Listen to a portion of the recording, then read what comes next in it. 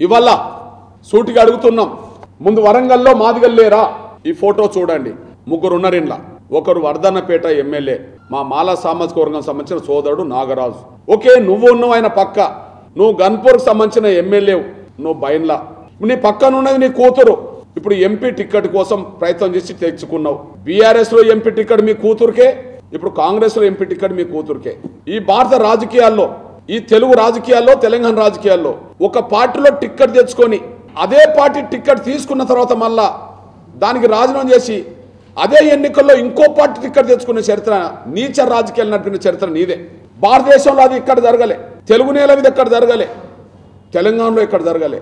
ఒకే ఎన్నికల్లో మే 13 జరిగే ఎన్నికలే బీఆర్ఎస్ లో టికెట్ నా బిడ్డకే కాదని పట్టుబట్టి తెచ్చుకున్నావు.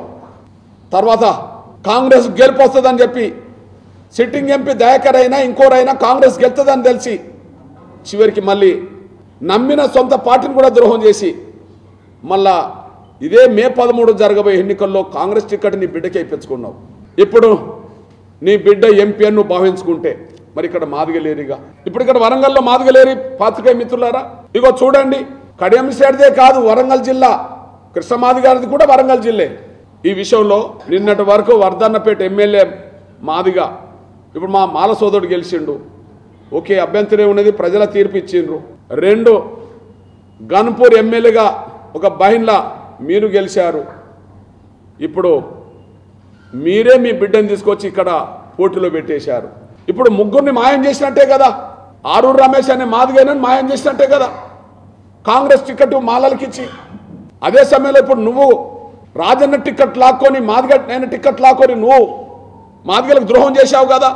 ఇప్పుడు సిట్టింగ్ ఎంపీ దయాకర్ సీటు లాక్కొని నువ్వు నీ బిడ్డకి ఇప్పించుకున్నావు కదా.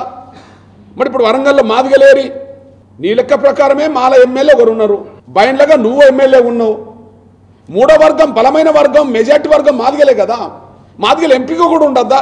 పత్రికా మిత్రులారా, ఎలక్ట్రానిక్ మిత్రులారా, ఒకసారి ఆలోచించండి. తెలంగాణలో కానీ ఉమ్మడి వరంగల్లో కానీ మాదిగలు మెజార్టీ కదా. మెజార్టీ ఉన్న వాళ్ళకు ఒకటన్నా ఉండాలి కదా ఇక ఈ జిల్లాలో. ఒకటి కూడా లేకుండా చేసే కుట్ర కదా. ఇప్పుడు కుట్రదారుడు ఎవరు?